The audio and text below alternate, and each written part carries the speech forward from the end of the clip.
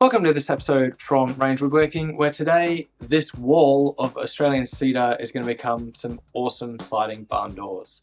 So stay tuned and I'll get stuck in.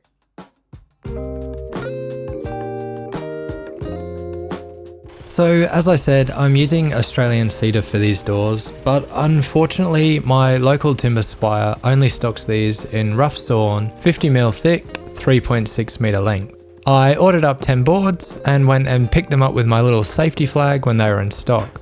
Naturally, the first job with boards this long is to set up the miter saw and pick the straightest lengths for the door styles. And the long-term viewers of the channel may know that I never actually know which is a rail and which is a style. I've since taken the 2 seconds to Google it and educate myself. Given the lack of miter station in my workshop, the inherently poor dust collection on a miter saw, and the glorious day outside, I'll set up shop and run off batteries today. Whoa, that let go rather impressively. As I was saying before, I'll cut my 4 door styles at 2.4 meters, which is much more than I need. And I'll cut the rest of the stock down to 1.2 meter length. Check out that dust. I certainly find it interesting to see how much dust is actually ejected through the dust chute, but you can also see how much doesn't get caught.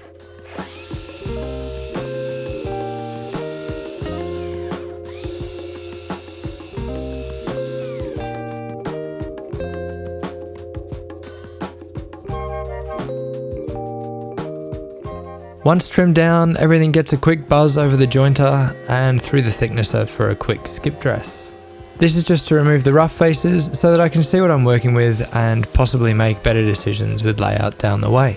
And once all finished up, I'll let them have a rest and see if they feel like moving at all. They shouldn't because they're kiln dried, but timber tends to squirm a bit as it's cut and dressed and as it releases tension.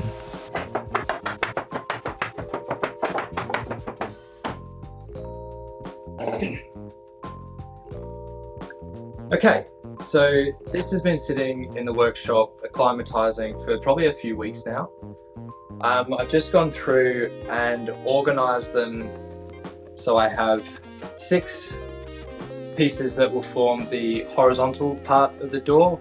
Rails, styles, I never know. Probably rails. And then I have the remainder that are the thickest boards that I'm going to then resaw to make the panels that slot in to the doors. So after all that, I have a great deal of time at the jointer and the table saw, and then some more time at the table saw, and then I'll probably just let them acclimatize again to let any tension out. So we'll see how we go.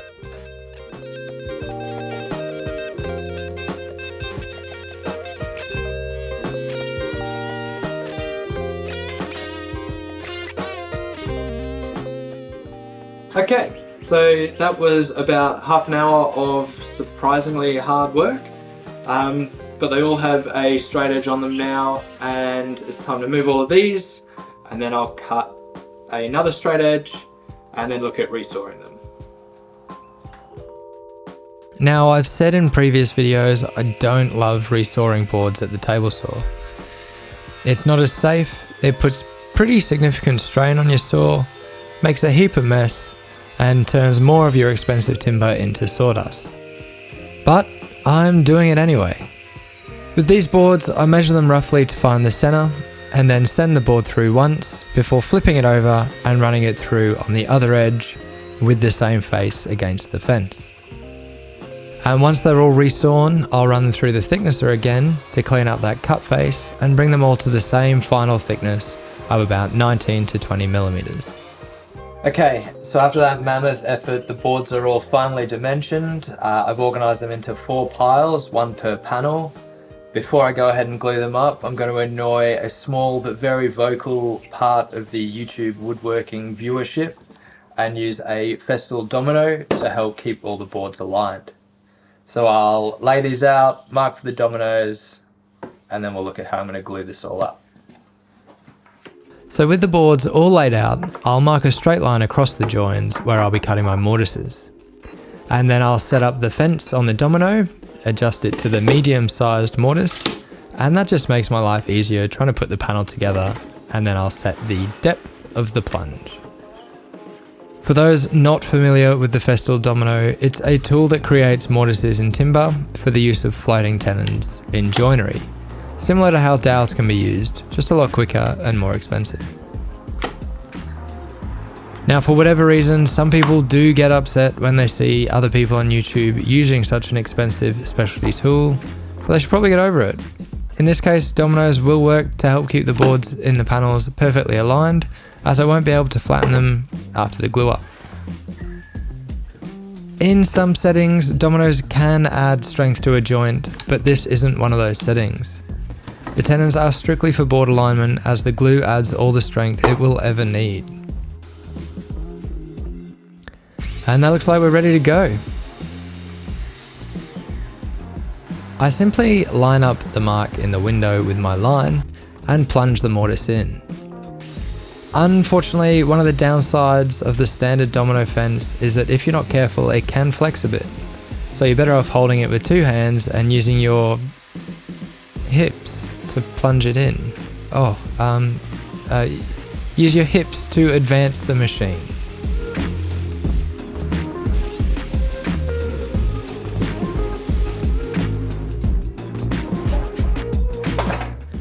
I'll grab my little glue up lifter things and clamp them to my bench.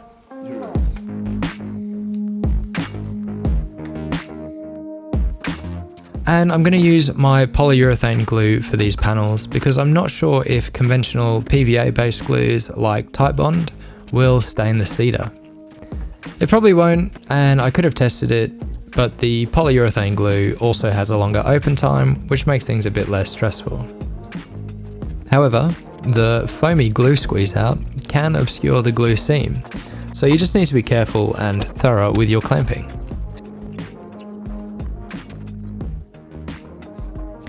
Once all clamped, I consider trying to lift it off to glue another panel, but then I think better of it and just repeat the process over the next few days.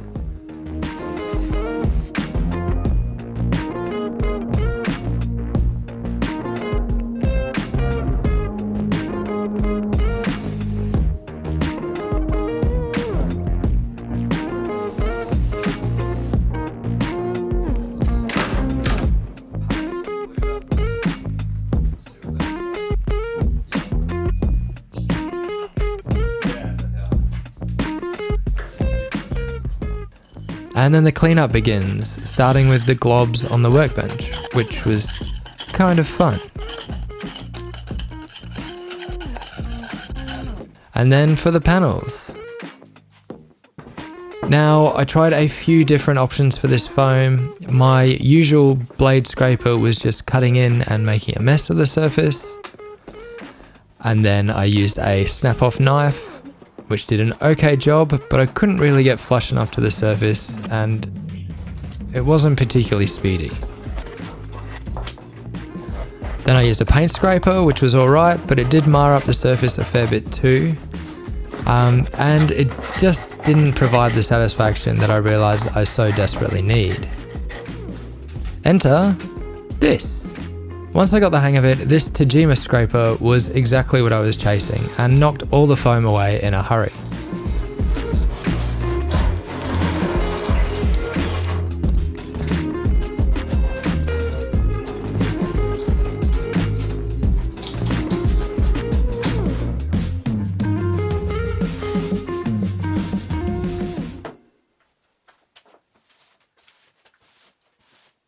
Unfortunately, that means it's time to sand. I'll give the panels an initial sand with 80 grit and 120 grit.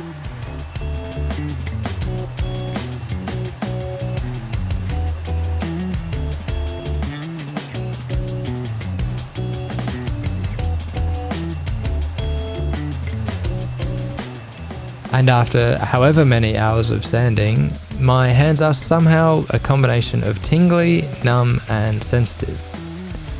There's also dust everywhere because I wasn't paying enough attention, and my shop vac is full and pretty much redundant when it's full. Naturally, I'll award myself a short break from the sanding to fill the tiny knot holes and defects with this black superglue and activator before sanding any excess away.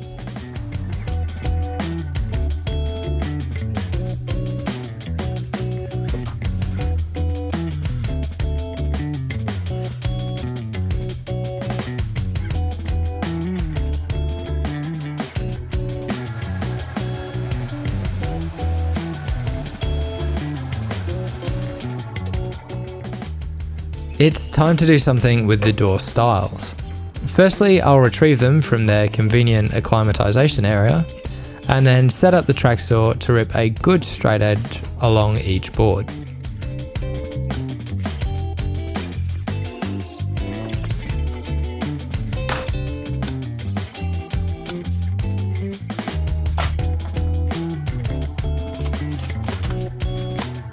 I'll use my track joiner to create a track long enough and then get to ripping. That is, if I remember to attach my now emptied shop vac. When I've ripped an edge on all of my stile pieces, I'll find the narrowest point of the narrowest board and set up my table saw to rip them all down to that width.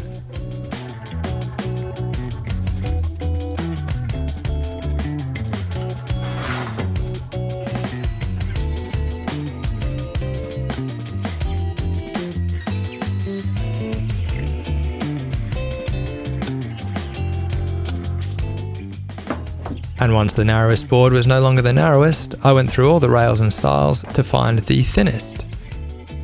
And then used the thicknesser to make it not the thinnest. And for good measure, I ran them all through on their edge, so the only difference between any of the boards are the lengths.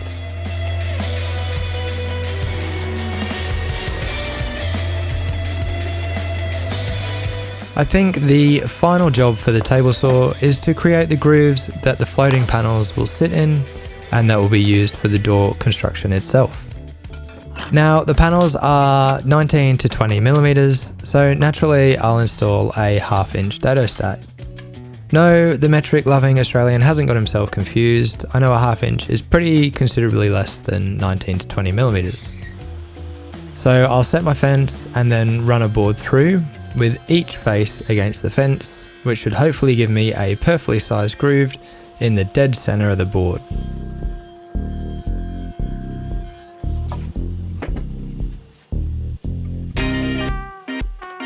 And once that's dialed in, I can run the boards through until, like Oprah, everyone gets a groove. In fact, the center rails get two. To cut all of the rails to the same length, I'm setting up one of the dodgiest stop block setups you'll come across. I've simply clamped some timber to my bench and then cut a scrap piece to check that it's the right length.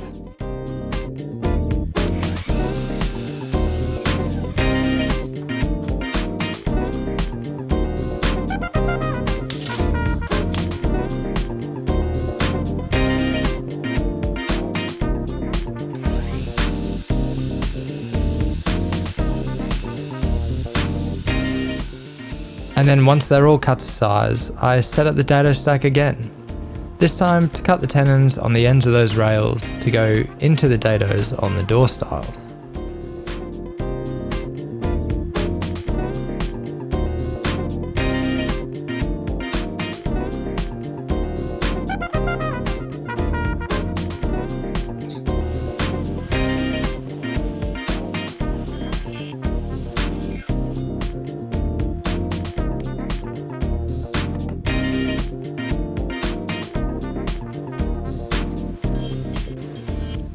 Once all of my dados are cut, I use the track saw again to cut the panels down to size.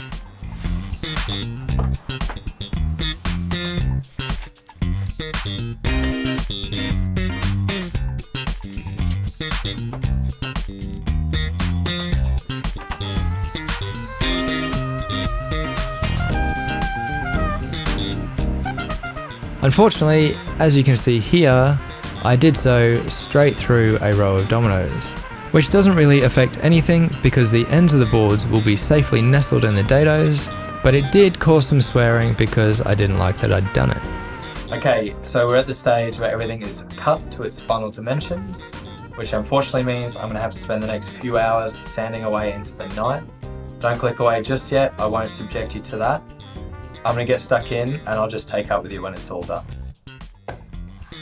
Now, some of you may doubt that I would actually stay there and sand for hours into the night, but as you can see by the relative darkness outside, I did. And that's because this is obviously not my day job, and I have to get stuck in when I can, much like a lot of you, I'm sure. So I'd really appreciate it if you considered liking the video, subscribing to the channel, or sending it to a friend. This kind of support really means the world to me and helps me keep making these videos. But no pressure. Once I thought I had finished sanding, I realized I had more sanding to do the next day. I could then pour a huge oil slick down the entirety of these rails and stiles. This oil slick is a tinted hard wax oil that I'm using to give the timber an ebonized appearance, which will hopefully give it a really striking contrast against the cedar. Much like any other hard wax oil, I spread it round with a white Scotch-Brite pad. In this case, I've just attached it to the sander.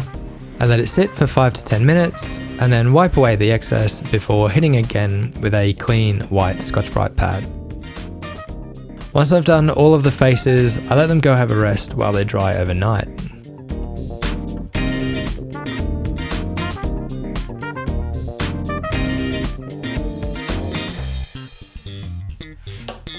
Now, a project this big, I felt it best to take my time and glue it up in multiple parts. That way I had a small chance of keeping it all square. I decided to install the center rail for each door so that the panels and other rails would have something to reference off. So I mark a reference line to ensure I'm still in the middle once glued up. And I had planned on using just glue to hold these together. Then I had a crisis of confidence and decided that a few dominoes would help with all of the downwards pressure on the joints. You've probably seen enough hip thrusting to last a lifetime already in this video, so I did all of that off camera this time, and it's time to glue up. For these joints where the rails meet the stiles, I really didn't want too much squeeze out, but wanted a good secure joint, so I really had to tiptoe a fine line when it came to how much glue to use. And initially, as you can see here, I tried to use pipe clamps on this, but I just couldn't keep the glue up flat. So off camera, I switched out for some band clamps that did the job before I came back and wiped any squeeze out away.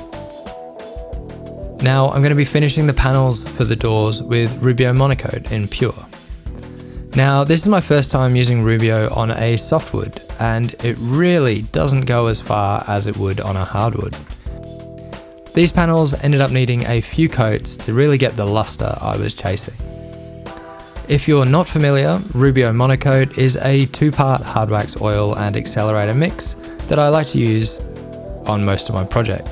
It binds to the wood fibers, which helps whatever you're finishing retain its timber character without putting a film over it all like lacquers and varnishes. Just like the hard wax oil before, I pour some onto the panel, spread it around with an old credit card, and then massage it into the grain for about 10 minutes before wiping away any excess with a paper towel. And once you're done, just throw all your rags in a pile and walk away. No, but don't, because they can spontaneously combust and burn your life down. So I soak mine in water for a while and then let them dry before putting them in the bin. It is time to very carefully get the rest of the door frame ready for glue up.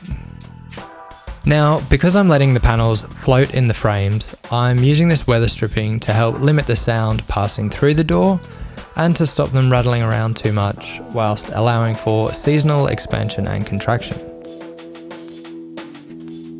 I'm going to dry fit the whole door just to make sure that it all comes together nice and square, with only a couple of adjustments from the rubber mallet.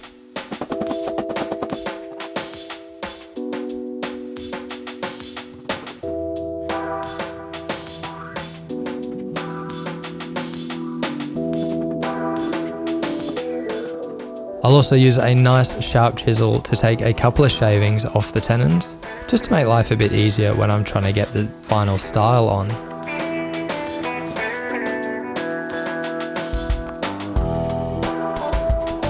And once I've used my body clamp, I'll quickly hip thrust the domino joiner again before pulling the trigger on the glue up. The panels rest in their dados nicely, and some Titebond Original is applied to the dominoes and the joints before a frantic rush to get it all together and square before the glue sets up. I'm going to use this ratchet strap and a sacrificial offcut as a clamp this time so that I can really pull them together and get a small amount of squeeze out as the glue swells in the joints. Well, the glue doesn't swell in the joints, the glue swells the joints. And as you can see by my t-shirt, it's still pretty warm here at the moment, even at night. Nice, Dan. The next day I carefully let the straps off, convinced that they're going to explode, but they don't. Now I intentionally left the stiles oversized on these doors so that I can trim them to perfect length with my track saw and a rail square.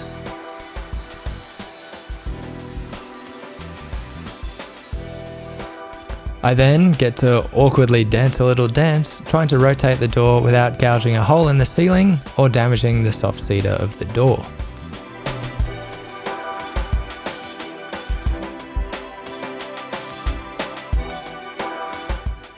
And in this case, the diagonal measurements were exactly the same, which tells me my door is square and I can allow myself a self-satisfied smug grin.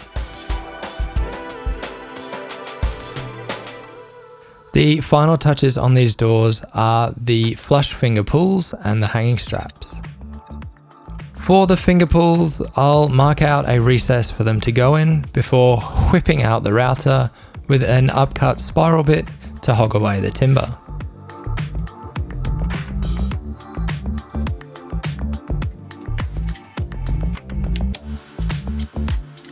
The great news is these don't have to be too tidy or precise, as any wobbly routing will be covered by the handle itself.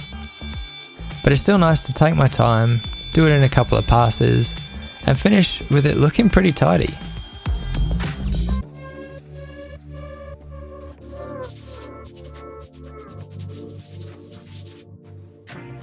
And a perfect fit. In this case, the handles are two pieces that screw into each other, so a brad point bit can mark for that through hole.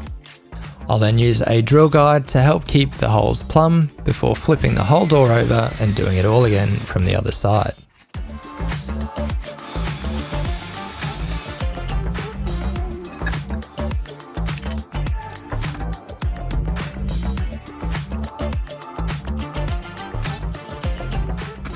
Now, be warned, there is about to be a graphic display of sweatiness. Oof. So hot. Anyway, that sweaty guy is going to measure and lay out for the strap hardware that the doors hang from.